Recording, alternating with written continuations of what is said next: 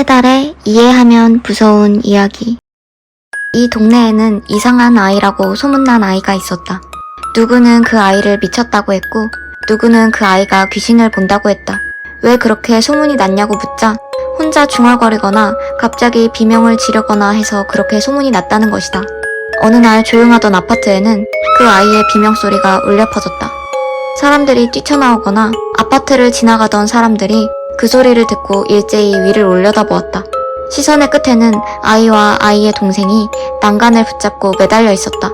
높이는 좋기 10층은 넘어 보였다. 저기서 떨어진다면 목숨을 잃을 것이 분명했다. 아이는 한 손에는 난간을, 한 손에는 동생의 손을 붙잡고 바들바들 떨면서 매달려 있었다. 그러다가 손이 점점 미끄러지더니 그만 동생을 놓치고 말았다. 끔찍한 상황이 순식간에 벌어졌고 곧 도착한 경찰과 구급차에 의하여 아이는 구조되었다. 아이는 경찰서에 가서 진술을 시작했다. 집에 돌아와 보니 어떤 여자가 동생과 놀고 있었다고 했다. 처음 보는 여자였기 때문에 베란다로 다가가 누구냐고 뭘 하고 있는 거냐고 묻는 순간 여자가 씩 웃으며 동생과 함께 몸을 던졌다고 했다.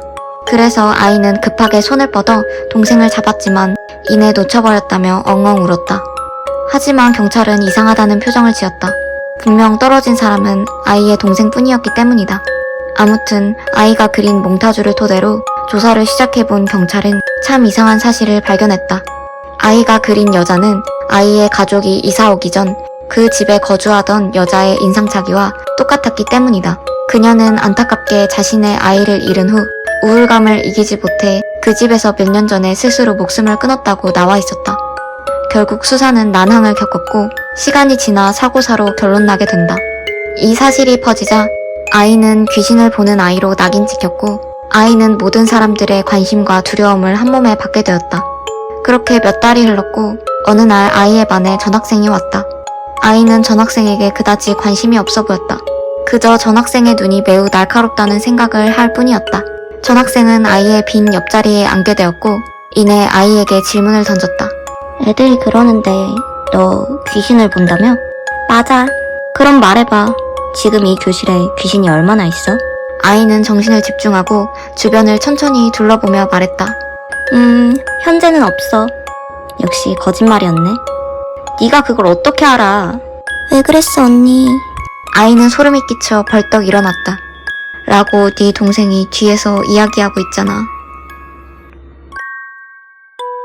해석. 아이는 특별해지고 싶었습니다. 그래서 귀신이 보이는 척을 했던 것이었습니다. 하지만 아무도 믿어주지 않았고 무시와 비웃음만 살 뿐이었습니다. 그래서 아이는 어떻게 하면 이를 증명할 수 있을까 생각했습니다. 그러다가 우연히 자신이 살던 집에서 일어났던 사건을 듣게 되었고 좋은 방법이 생각났습니다. 자신이 동생을 밀고 나서 이 집에서 죽은 여자의 귀신이 동생을 민 것처럼 연기한다면 자신을 믿어줄 것이라고 생각했고 동생의 목숨은 물론 자신의 목숨까지 위태롭게 만드는 어리석은 일을 꾸몄습니다. 주인공의 바람대로 일은 마무리되었지만 진짜 귀신을 볼 수 있었던 전학생은 억울함에 주인공의 뒤를 맴도는 동생의 존재를 주인공에게 알려주었습니다. 오늘 내 딸이 죽었다. 학원 가는 길에 차에 치여 죽었다고 전해 들었다. 어렸을 때 날 보육원에 맡긴 부모님은 다시는 날 찾아오지 않았고 혼자 살아가던 내가 어렵게 이룬 행복한 가정이었다. 남편이 병으로 죽고 위지할 곳은 딸과 나 서로뿐이었다. 그런데 이제 그런 딸이 더 이상 없다는 사실이 난 믿기지 않았다. 딸의 친구들과 여러 학부모들이 위로해 주었지만 아무런 소용이 없었다. 나에겐 많은 돈이 있었지만 몇 억을 쏟아부어도 죽은 사람을 살릴 수 있는 방법은 없었다. 어느 날 밤 내 꿈에 딸이 나왔다. 난 딸에게 다가가 꼭 안아주려고 했지만 난 딸을 만질 수가 없었다. 꿈을 꾼 후 난 생각했다. 한 번만이라도 마지막이라도 딸을 안아줄 수 있었으면 좋겠다고. 난 꿈속에서라도 딸을 다시 한번 보기 위해 온갖 방법을 동원했지만 딸은 야속하게도 다시는 내 꿈에 나타나지 않았다. 결국 난 지인의 추천으로 용하다는 무당을 찾아갔다. 무당은 내 이야기를 듣더니 사정이 안타까워 굉장히 비싸고 일반인들은 쉽게 구할 수 없는 죽은 사람을 볼 수 있는 약을 주겠다고 했다. 무당은 나에게 약을 내밀었고 난 약을 삼켰다. 정신이 서서히 흐릿해졌고 무당은 드디어 딸을 만날 수 있겠다며 웃었다. 이상한 공간 속에서 난 딸과 다시 만났고 난 딸을 꼭 안아주었다. 하지만 딸은 내 품에서 흐느껴 울었다. 해석. 무당은 주인공에게는 돈이 매우 많고 그 돈을 물려줄 가족도 더 이상 없다는 사실을 알게 되었습니다. 무당은 주인공의 재산을 빼돌리기 위해 딸을 만나게 해주겠다며 주인공을 속여 약을 먹인 후 주인공을 죽였습니다. 산 사람은 죽은 자를 만지지 못하고 죽은 자들끼리만 서로 만질 수 있었습니다. 엄마에게 안긴 딸이 울음을 터뜨린 이유는 엄마가 죽은 것을 깨달았기 때문입니다. 이건 초등학교 때 내가 겪은 이야기다. 찬바람이 매섭게 불던 추운 겨울날 나는 졸린 눈을 비비고 책가방을 메고 아침 일찍 등교를 했다.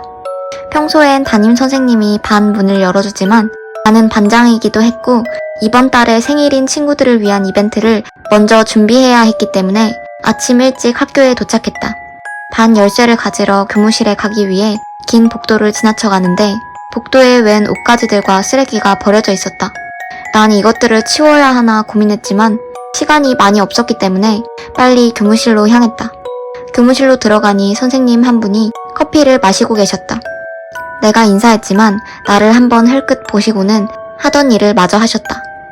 나는 다시 꾸벅 인사를 하고 반 키를 가지고 반으로 들어가 생일 파티를 준비했다. 곧 아이들이 들어왔고 왁자지껄하게 파티를 마쳤다. 그리고 나서 이상한 얘기를 하기 시작했다. 요즘 학교에 어떤 선생님이 계시는데 아무도 그 선생님이 누군지 모른다는 것이었다. 나도 오늘 아침에 본 것 같다며 이야기를 꺼내려고 하는데 그때 선생님이 수업을 하기 위해 들어오셨고 모여있던 아이들은 재빨리 자리로 돌아갔다. 며칠 후 나는 방과 후 수업을 듣기 위해 수업을 마치고 복도를 지나는데 저번에 교무실에서 봤던 선생님을 보았다. 아이들이 말하던 이상한 선생님은 방과 후 선생님이었나? 나는 그 선생님과 눈이 마주쳐 인사를 하고 지나쳤는데 이상한 냄새가 났다. 기분이 묘하고 이상해서 얼른 교실로 들어갔다. 그 다음 주 월요일 등교날이었다.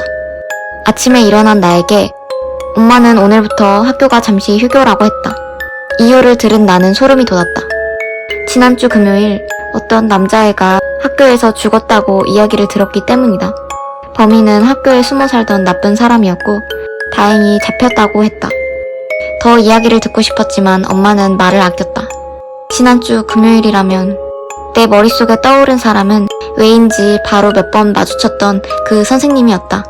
아니, 애초에 선생님이 맞긴 했을까? 해석.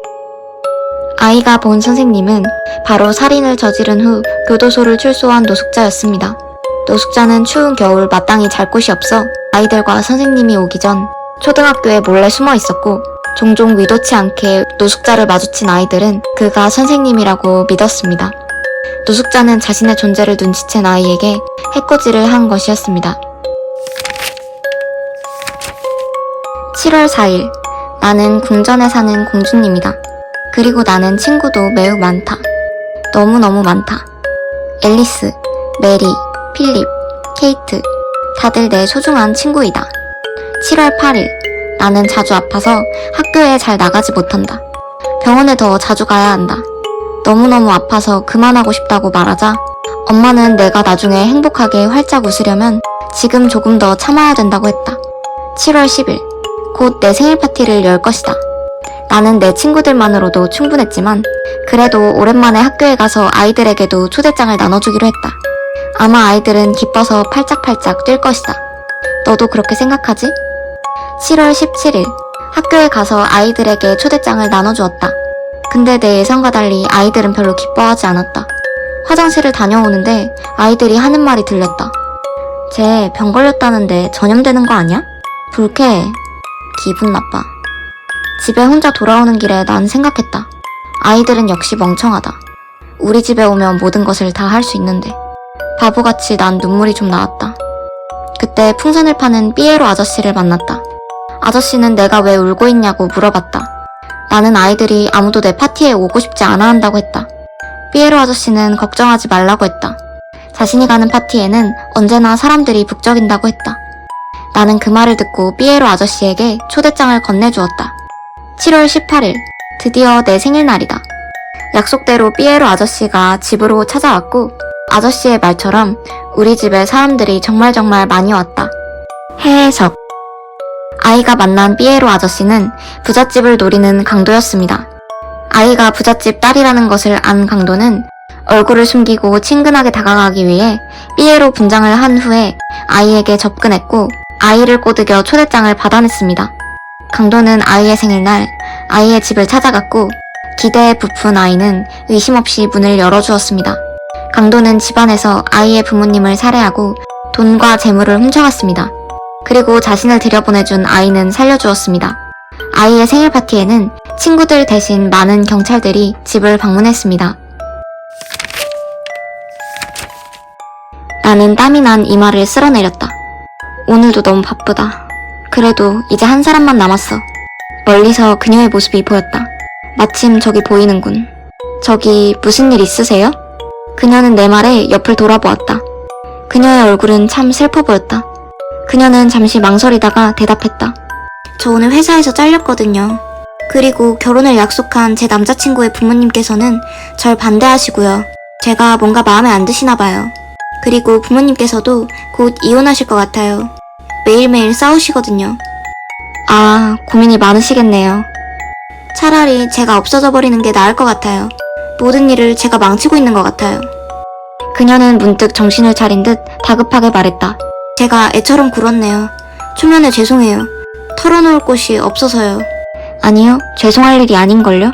저는 당신처럼 어렵고 힘든 사람을 도와주는 존재예요. 그녀는 무슨 말인지 전혀 모르겠다는 표정이었다. 보고 싶지 않나요?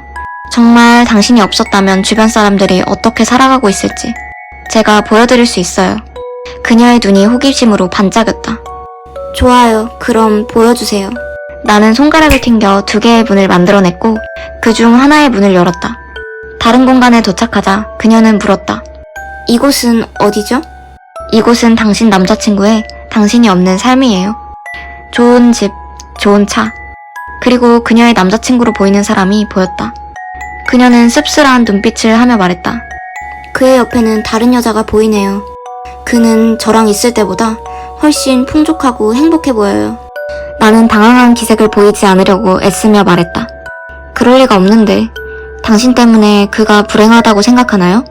제 빚을 남자친구가 대신 갚아주느라 준비하던 사업을 포기했거든요. 아마 그게 아니었다면 그는 지금쯤 더 편하고 행복했을 거예요. 우울한 그녀의 표정을 본 나는 서둘러 그녀에게 말했다. 그럼 이제 부모님을 보러 갈까요? 풀이 죽은 그녀는 개미만한 목소리로 대답했다. 네. 또 다른 문을 열어 그녀의 부모님이 있는 곳으로 향했다. 그들은 아주 다정한 모습이었다. 동물들과 식물들을 키우며 서로를 애정어린 눈빛으로 바라보고 있었다. 그녀는 체념한 표정이었다. 역시 제가 문제였어요. 나는 현실로 그녀와 함께 돌아왔다. 그녀는 알려줘서 고맙다며 캄캄한 밤길을 향해 비척비척 힘겹게 걸음을 내디뎠다. 멀어지는 그녀의 뒷모습을 바라보다 난 생각했다. 바보가 따로 없군. 이미 일어난 일을 어떻게 바꿔? 일어나지도 않은 일은 또 내가 어떻게 알고 보여주고 본인 머릿속에 있는 망상을 비춰준 것인지도 모르고 뭐 어찌됐든 그녀는 더 이상 버티지 못하겠지.